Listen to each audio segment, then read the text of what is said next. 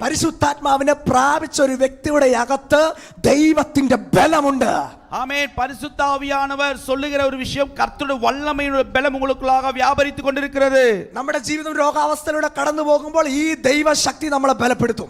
அதாவது நீங்கள் வியாதியில் கடந்து போய் கொண்டிருக்கும் தேவ வல்லமை உங்களை பலப்படுத்தும். നമ്മുടെ മുമ്പിൽ പ്രലോഭനങ്ങൾ വരുമ്പോൾ ഈ ദൈവശക്തി നേരെ അതിന്റെ മീതെ കയറി നിന്ന് നമ്മളെ ബലപ്പെടുത്തും. ஆமென். உங்களுடைய உள்ளத்தில் பலவிதமான சோதனைகள் குழப்பங்கள் வரும்போது ஆமென் உங்களை பரிசுத்த ஆவியானவர் பலப்படுத்துவார். നിങ്ങളുടെ ജീവിതത്തിൽ വേദനയുടെ അനുഭവങ്ങളിലൂടെ നിങ്ങൾ കടന്നു പോകുമ്പോൾ അവിടെ കയറി പരിശുദ്ധാത്മാവ് നിങ്ങളെ ബലപ്പെടുത്തും. നിങ്ങൾ ഉങ്ങളുടെ வாழ்க்கையில വേദനയോടെ കടന്നു പോകുമ്പോൾ പരിശുദ്ധ ആവിയാനവർ ഉങ്ങളെ ബലപ്പെടുത്തുവാർ. അങ്ങനെ നിങ്ങളുടെ എല്ലാ സാഹചര്യത്തിനകത്തും ഇറങ്ങി വന്ന് പരിവർത്തിക്കാൻ ശക്തിയുള്ള ഒരു പരിശുദ്ധാത്മാവിനെയാണ് നിങ്ങൾ പ്രാപിച്ചിരിക്കുന്നത്. വിശ്വസിക്കുന്നുണ്ടെങ്കിൽ ആ കരവും ശബ്ദവും ഉയർത്തി കർത്താവിനെ സ്തുതിച്ചാൽ. പ്രിയമാനവരെ, നിങ്ങൾ இருக்கிற நிலைமையிலே சகலத்திலும் உங்களை அதை பலப்படுத்துகிற ஆவியானவரை தான் நீங்கள் பிடித்துக் கொண்டிருக்கிறீர்கள்.